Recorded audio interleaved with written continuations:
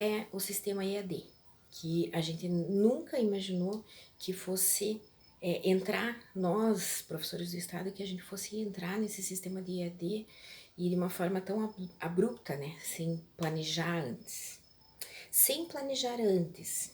Então, isso é importantíssimo. Vamos falar um pouco sobre o planejamento.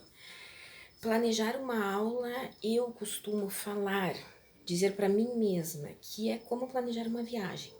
Quando a gente vai viajar, a gente tem que pensar o que eu vou levar, quanto tempo que vai aturar, que vai durar, vai ser a duração dessa viagem e aonde eu quero chegar, né? Então, você planejar uma aula é isso. O que eu preciso levar para minha aula? O que eu preciso, o que eu vou precisar de material para a aula? Aí a gente tem que pensar também quanto tempo de aula que eu tenho. Eu tenho uma aula de 50 minutos, eu tenho 2 aulas, quanto tempo de aula que a gente vai ter? E aonde que eu quero chegar? Então, quando a gente fala aonde chegar, numa viagem eu sei qual é o meu destino, mas na aula, qual é o meu destino? Aonde que eu quero chegar? Quais são os meus objetivos? Né? O que eu quero como resultado com aquela aula? Então, por isso que é importante planejar, certo? É importantíssimo a gente sempre ter em mente e sempre estar planejando, antevendo. O que o aluno vai perguntar para mim e quais são os conhecimentos que eles precisam ter antes. Então, tudo isso é muito importante.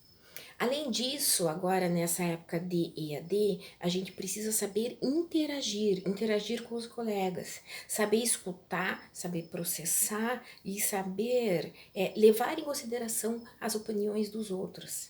Então, o que os colegas têm para me ensinar? O que eles sabem? Quais são as experiências que eles já têm que eu não tenho? Os conhecimentos deles e as habilidades dos colegas.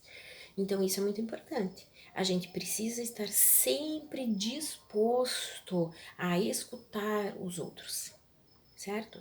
Escuta, processa, pensa o que foi dito e aí depois a gente toma alguma atitude com relação a isso, certo? Pessoal, e também é importantíssimo a gente manter a motivação, como nos motivarmos, né?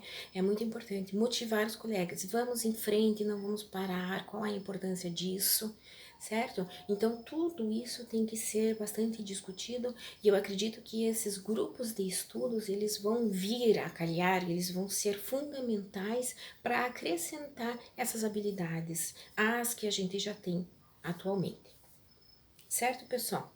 Então, seria isso de uma forma bem resumida, nesse pouquíssimo tempo que a gente tem aqui para fazer essa explanação. E até breve!